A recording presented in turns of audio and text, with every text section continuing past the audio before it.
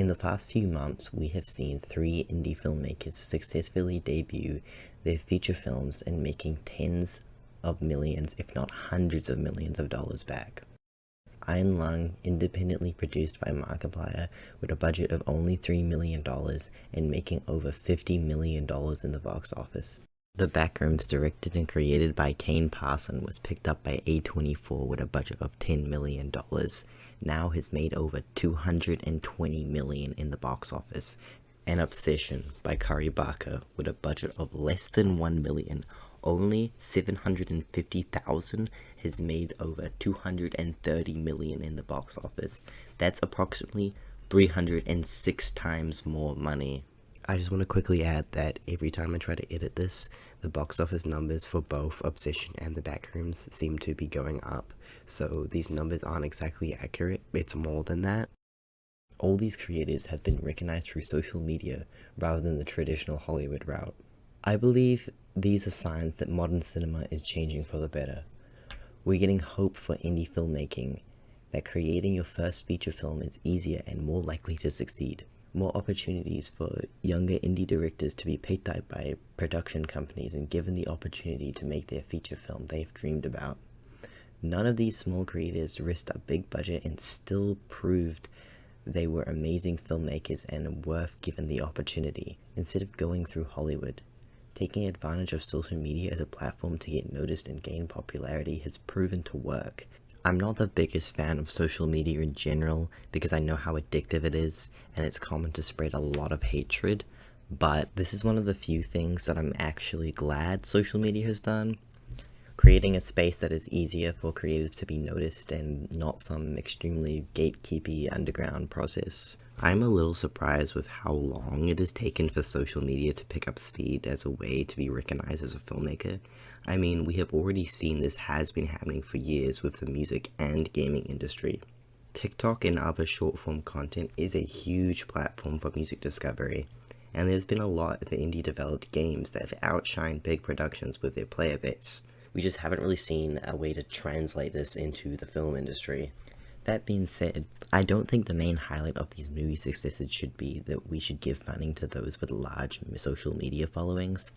I think the takeaway should be we, the audience, appreciate creative pieces of work from new minds.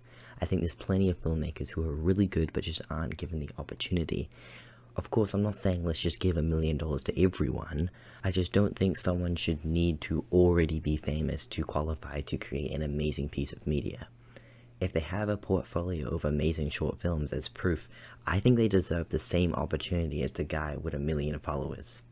From a perspective of a production company, I don't think they're gonna care though, and someone having millions of followers is a sign that people like this stuff. And to be fair, of course they are risking money and they do want to make as much as they can. Regardless, I do think that it is becoming easier for indie creators to be creating their films and getting the funding for it. Not only are these lower budget and indie films becoming more successful and gaining substantial popularity, but I've also noticed more creativity being rewarded with high budget films funded by big production companies. Project Hail Mary, Sinners, Superman, Mickey 17, and plenty more, all films made in the past year, I believe were creative and not just the same slop of constant sequels being milked with little to no thought put into it. Personally, Sinners is one of my favorite films, hands down. The storytelling, the cinematography, the music, I thought it was beautiful. I saw it twice in cinemas, and after watching the first time, I had this sense of relief, like I was glad that there was still creative, well-written, well-thought-out movies coming out. I don't know about you, but I've been tired of seeing little creative risks with films in recent years. So many sequels, prequels, and the worst of it, live-action remakes. They just seem lazy and a desperate grab for money. The logic is like, well, if the original movie made money, let's just do it again. I don't want to risk trying something new and then it potentially being bad. Part of me still wonders why production companies give such a huge budget to these films. If they give a budget of $150 million, they could have just split that into 3 and produced 3 separate films that are all unique. And $50 million is still a pretty big budget. Surely that would be less of a risk, because it costs the same, but you have 3 times the opportunity for a good film. Now, I'm not saying that all sequels and prequels are bad. they can be amazing and further the story. I mean, for example, Terminator 2 is another one of my favorite films. I'm more saying that I'd like to see more new ideas that are unique. However, when it comes to live action remakes of animated films, I think they're all trash, and I can get to that in another video. I don't think these slop movies are going to cease to exist anytime soon, because the truth is, they work. They get a lot of sales. You have probably seen them. But I'm hoping that with the creative films that have came out and the statistics with them will be noticed by production companies and further encourage taking more risks with more creativity in film. I'm excited for future films, especially as someone who is an indie filmmaker myself. There's plenty of great directors out there who just need the opportunity to make their film. If you like this video, I'm sure you'll like my other content. I'm sure you've noticed I'm a relatively new channel. However, I will be continuing to post more content discussing films, TV, and other forms of media.